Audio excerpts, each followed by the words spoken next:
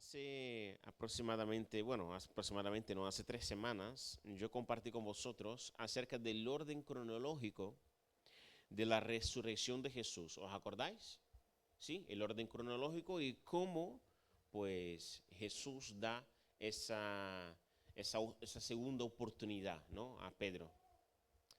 Y, y cómo tuvo la importancia, qué importancia tuvo la resurrección de Jesús para aquellos creyentes de hace 2000 años y qué importancia tiene para nuestra vida a día de hoy. En este mismo mensaje os compartí sobre la oportunidad que Cristo nos da de poder recomenzar. A pesar de nuestras equivocaciones, a pesar de nuestros errores, a pesar de cuánto tiempo haya pasado, el Señor siempre nos da una segunda oportunidad, una oportunidad más de recomenzar. Y el domingo siguiente a este mensaje os compartí acerca de la restauración que hace Jesús en la vida de Pedro, preguntándole, ¿os acordáis si le amaba y todo lo demás, no? Entonces, esta restauración, pues, ha impulsado a que Pedro pudiera ser esa pieza para que el Espíritu Santo pudiera mover la iglesia primitiva. Hemos visto también por qué Jesús restaura a Pedro y no a Judas. Porque Dios solo puede restaurar al que ha nacido de nuevo. Si no hay un nuevo nacimiento, no puede haber restauración. Y lo que caracteriza la vida del creyente, del Hijo de Dios, del discípulo de Jesús, es el nuevo nacimiento. Por eso hay un enfoque y buscamos tanto remarcar y recalcar que sin nuevo nacimiento no hay salvación. Así que hoy vamos a seguir el hilo cronológico y secuencial y hoy veremos algunas características de la iglesia primitiva. O sea, hemos visto Jesús en esos 40 días, después Pedro en el sermón y cuando fue restaurado y luego después el sermón que da Pedro y se convierte más de 3000 personas. Y luego al final del capítulo 2 da algunas características claves y esencial de la iglesia primitiva, de la iglesia en aquellos tiempos.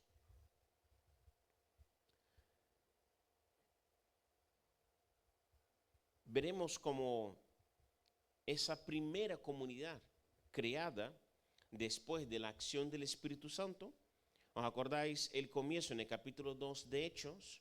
La increíble manifestación del Espíritu Santo que hace con que esos galileos pudieron estar hablando y todos los judíos, todas las personas que estaban allí escuchaban el mensaje en su idioma nativo, ¿sí? Entonces, si alguien estuviera, yo qué sé, si alguien aquí fuera de una tribu indígena de Australia, pues estaría escuchando, yo estaría hablando y esa persona estaría escuchando en su idioma nativo de allí, ¿sí? Entonces, la increíble como acción del Espíritu Santo para manifestar y para dar a conocer este mensaje. ¿Y cuál fue el resultado? Más de 3000 personas nacidas de nuevo, personas que entregaron sus vidas al Señor. Así que vamos al final del capítulo 2, donde Lucas describe las características de esa iglesia. Entonces hemos visto la acción del Espíritu Santo, hemos visto la restauración de Pedro, hemos visto cómo el Espíritu Santo ha actuado con respecto a eso. Y ahora vamos a ver algunas características de esa primera iglesia. Es la primera iglesia que sale y veremos qué es lo que nosotros podemos encontrar. Y ese texto se encuentra en Hechos, del versículo 42 hasta el 47, que dice así. Hechos 2, del 42 al 47.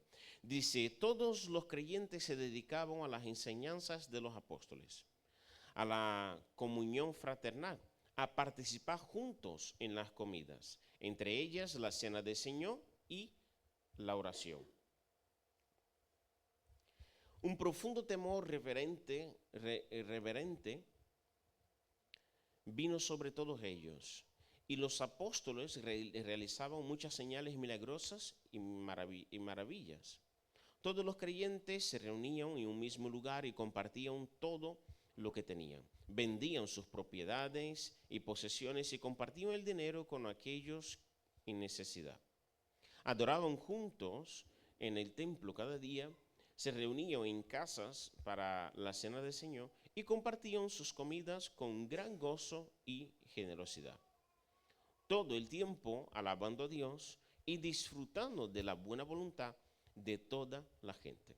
Y cada día el Señor agregaba a esa comunidad cristiana los que iban siendo salvos. Un pastor normal y corriente empezaría por el versículo 42, pero como no soy, empezaré por el 44 y el 45.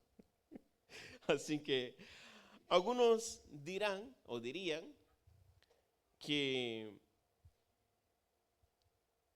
hay que dar todo lo que tienes a la iglesia, basándose en el versículo 44 y 45. Y ya Dios proveerá. Tú tienes que tener ese paso de fe y entregar todo lo que tú tienes, todas tus economías tienes que dar a la iglesia y Dios proveerá. Que tenemos un Dios que todo lo puede y si haces un voto de fe, Él nunca te dejará abandonado. Nunca te fallará. Eso no se llama tener fe, se llama manipulación. La verdadera fe viene de una vida entregada al Señor, viene de un corazón humilde y humillado, y entonces no necesito dar lo que algunos me pidan o la cantidad que me pidan, sino más bien daré según lo que el Señor disponga o ponga en mi corazón como ofrenda. Sí que he visto personas que hicieron verdaderos compromisos con Dios y que nadie lo sabía. Y normalmente esos verdaderos compromisos van atrelado a que nadie lo sabe. No lo cuelgo en las redes y mira que he hecho ese voto con el Señor o digo a todos lo que yo estoy haciendo. Y he visto también como de una forma milagrosa fueron bendecidas esas personas. La pastora Isara y yo somos un ejemplo de eso. Pero a diferencia de lo que predican hoy, los creyentes de la iglesia primitiva vendían sus propiedades y posesiones para compartir ¿con quién? Con los que no tenían, ¿verdad? Ese era el propósito que estaban haciendo, ¿sí? Y no para enriquecer un líder o un grupo minoritario. Esto por un lado. Pero luego están los más entendidos que dicen que esos creyentes tomaban esas acciones porque pensaban que Jesús volvería en la semana siguiente o en el mes siguiente. Entonces, de una forma radical, pues tomaban acciones desesperadas. Hasta aquí bien, estoy de acuerdo con eso y podemos seguir. Pero esto, hermanos, no invalida a que seamos fieles con nuestros diezmos y ofrendas al Señor, ya que el diezmo no es algo que viene con la ley de Moisés, sino que desde Abraham, hemos estado viendo en Hebreos, los que habéis podido venir en los 3 viernes que hemos estado viendo el libro de Hebreos, pues hemos podido ver que Abraham da el diezmo del botín que él había conseguido a Melquisedec, mucho tiempo antes de que hubiera o existiera ley. Entonces, podemos comprobar que no es algo de la ley, del antiguo pacto, sino que es una regla o una ley, un principio establecido por Dios para bendecir a su pueblo. El diezmo es un principio que Dios estableció para la bendición de su pueblo y para ayudar también a los necesitados. Es una pequeña forma de compartir con el desarrollo de la iglesia y su misión. Yo digo una pequeña forma porque el diezmo representa una décima parte de todo lo que recibimos económicamente. Pero ojo, no de lo que nos sobra, de lo que recibimos. Algunos intentan invalidar el diezmo por cuenta a que Jesús no dijo nada sobre eso. Pero sí que él ha comentado algo y ha hablado mucho de la situación económica del pueblo, muchas parábolas iban de acuerdo con eso. Pero en Mateo 23 dice así: ¿qué aflicción les espera? Eso está hablando a los maestros y los fariseos, ¿vale? ¿Qué aflicción les espera, maestros de la ley religiosa y fariseos? Hipócritas, pues se cuidan de dar el diezmo sobre el más mínimo ingreso de sus jardines de hierbas, pero pasan por alto los aspectos más importantes de la ley: la justicia, la misericordia y la fe. Es cierto que deben diezmar, pero sin descuidar las cosas más importantes. Jesús no abolió el diezmo dentro del contexto judío, porque tenemos que entender, porque habéis escuchado el diezmo de la hierba, ¿verdad? Entonces hay un tipo de contexto de diezmo dentro del pueblo judío que hasta entonces era el pueblo de Dios. Pero ahora, ¿quién es el pueblo de Dios? Todos los que tienen a Cristo Jesús en su corazón, ¿verdad? Ya no son los judíos que son el pueblo de Dios, sino que el pueblo de Dios somos todos que tenemos a Cristo en nuestro corazón. Los judíos siguen siendo el pueblo elegido por Dios, pero ya no es el pueblo de Dios, ¿sí? Entonces, hasta entonces, el pueblo de Dios tenía esa dinámica dentro de ese contexto de diezmo. Pero ahora ese diezmo pasa al pueblo de Dios y es el que nosotros transmitimos actualmente, ¿no? Jesús no abolió el diezmo dentro del contexto judío. Es más, lo destaca como algo que debía ser. Lo que Jesús condena son las acciones hipócritas, mentirosas, engañosas que tenían esos charlatanes.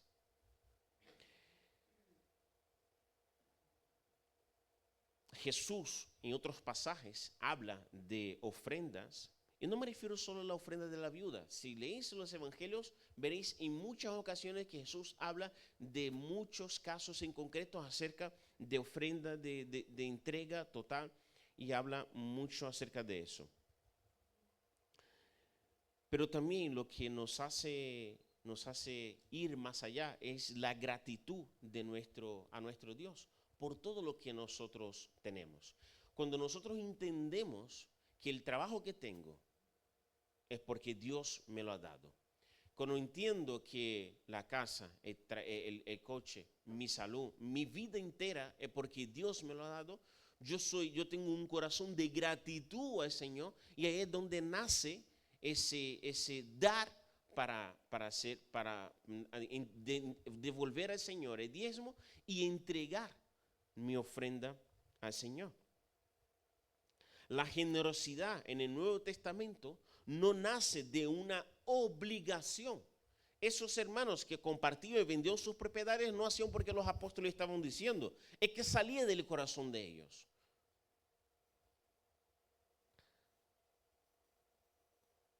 Salía de un corazón transformado, de nuevas personas, de un nuevo nacimiento que habían vivido.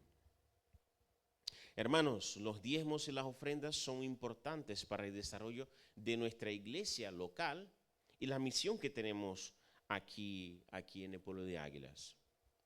Jesús dijo, es cierto que deben diezmar, pero sin descuidar las acciones más importantes. ¿Cuáles son? Entonces hay acciones más importantes que dar diezmo y ofrenda. ¿Sí? Que lo que Jesús está diciendo, ¿verdad? ¿Cuáles son? ¿Os acordáis? La justicia, la misericordia y la fe. El Evangelio nos llama a una entrega total de nuestras vidas. O sea, de todo lo que somos y tenemos, eso se resume en que si somos bendecidos es para bendecir a los demás, no para acumular tesoro. Porque ¿qué pasa si acumulamos tesoros aquí en ese mundo? ¿Qué pasa? Vas a tener una buena hucha, pero luego cuando mueres, ya sea tus hijos, tus nietos van a disfrutar de todo lo que tú has ahorrado. Y si no, el Estado ya se encargará de llevar su parte del pastel también. Pero si acumulamos tesoro aquí, la tendencia es que se destruya. La tendencia no. El final de todo se destruirá. Por eso el Señor Jesús nos llama a acumular tesoros. ¿Dónde? En el cielo. Y la única forma de acumular tesoro en el cielo es practicando la justicia, amando la misericordia y viviendo la fe. Me gustaría seguir indagando acerca de en ese tema, pero no es el propósito de este mensaje. Y tampoco el tiempo lo permite. Pero si alguien tiene alguna duda y tiene alguna pregunta, podemos hablar, podemos dialogar y desarrollar un poco acerca de eso. Yo siempre digo que todas las dudas se resuelven invitando al pastor a un café. Eso seguro que lo solucionamos. Si no es uno, más de uno seguro que lo solucionamos. Ahora que hemos silenciado el mayor ruido de ese pasaje, por eso he empezado con el versículo 44 y 45. Ahora que hemos silenciado ese ruido que hace ese pasaje para algunas personas, nos centraremos en lo que realmente nos quiere hablar el texto. Así que volvemos a leer los versículos del 42 al 47, pero sin el 44 y el 45, ¿vale? Así que vamos a saltar el 44 y el 45 porque he dedicado una buena parte para desarrollar y desmenuzar ese tema. Entonces vamos a saltarlo. Dice: todos los creyentes se dedicaban a las enseñanzas de los apóstoles, a la comunión fraternal, a participar juntos en las comidas, entre ellas la cena del Señor y la oración. Un profundo temor reverente vino sobre todos ellos, y los apóstoles realizaban muchas señales milagrosas y maravillas. Adoraban juntos en el templo cada día, se reunían en casas para la cena del Señor y compartían sus comidas con gran gozo y generosidad. Todo el tiempo alabando a Dios y disfrutando de la buena voluntad de toda la gente. Y cada día el Señor agregaba a esa comunidad cristiana los que iban siendo salvos. Tranquilo que no estoy quitando nada del pasaje, pero hay veces que tenemos que silenciar un ruido más fuerte para entender la esencia de la canción. Y los puntos principales que quieren transmitir del 42 al 47, incluyendo 44 y 45, son esos. Enfoque en la enseñanza. Estaban dedicados a aprender. Vida en comunidad. Practicaban la comunión fraternal. Practicaban práctica espiritual constante, la cena del Señor y la oración. Reverencia en el sentido de lo sagrado. Tenían un temor reverente al Señor. Presenciaban lo sobrenatural, los milagros y las señales. La alegría, se reunían con gozo. La adoración constante, alababan a Dios continuamente. La unidad y la constancia, se reunían cada día, tanto en el templo como en las casas. Buen testimonio, tenían buena reputación entre la gente. Crecimiento, la comunidad crecía continuamente. Estos son los fundamentos de la iglesia primitiva. Hermanos, si no eres capaz de practicar esos puntos, de vivir esos puntos, nunca serás capaz de entender el versículo 44 y 45.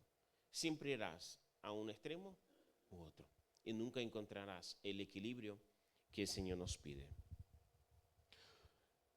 Si hay algo que tenemos que tener claro, hermanos y hermanas, es que nunca se ha tratado de dinero. Siempre se ha tratado de personas, de vidas.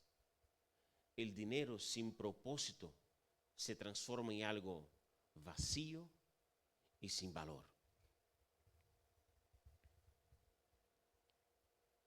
Fue por amor que Cristo murió en la cruz. Y el precio que fue pago por tu vida no ha sido con oro, plata o diamantes. Porque todo eso se destruirá algún día. O alguien te robará. Dice el texto también, ¿verdad? Pero el precio pagado por tu vida fue la sangre de Cristo Jesús. Y nada de lo que de toda la creación puede cubrir o puede pagar ese precio. Puede pagar el precio de mi pecado, de mi separación con Dios. He citado 10 puntos sobre las características de la iglesia primitiva, incluyendo el corazón de gratitud y de generosidad, pues sería un 11º punto. Y la pregunta que te hago en esta mañana es, ¿qué puntos estás fallando en la etapa que te encuentras en tu vida actualmente? En tu vida actualmente, ¿qué puntos de esos estás fallando? Puede que nunca hayas estado en la etapa que te encuentras actualmente, pero siempre hay una oportunidad de recomenzar. O quizás de comenzar entregando tu vida al Señor.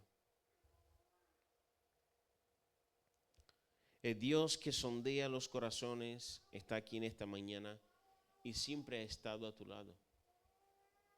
Independiente si le hemos rechazado o si no le hemos escuchado, si no le hemos prestado oído, Dios siempre ha estado ahí.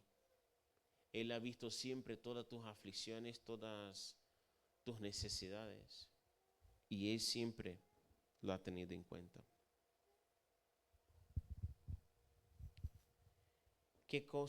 ¿En qué cosas estás siendo infiel a Dios? La infidelidad y la desobediencia a Dios acarrean muchas consecuencias. Y si estás pensando en el dinero es porque no has entendido el mensaje. Céntrate en practicar la justicia, amar la misericordia y vivir la fe. Y solo entonces entenderá el éxito de la iglesia primitiva. Hermano y hermana, Dios cuenta contigo para su gran propósito, para la propagación del evangelio en el pueblo de Águilas. A través de su vida, a través de tu vida, mi vida, el Señor quiere hablar a otras personas. Y si hay algo que todavía falta de esos puntos en tu vida, que sepas que estás limitando la acción del Espíritu Santo a través de tu vida.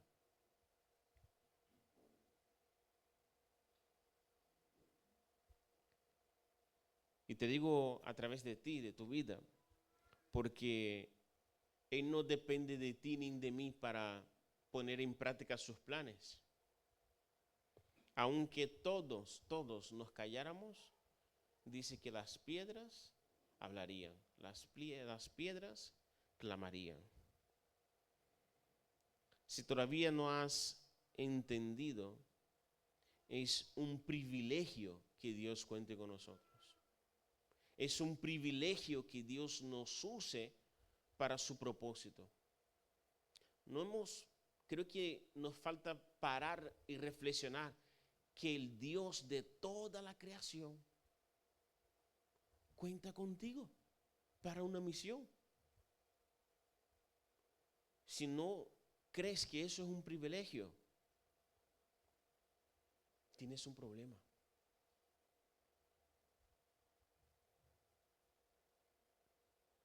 El creador del universo cuenta con nosotros para su misión y su gran propósito aquí en este pueblo.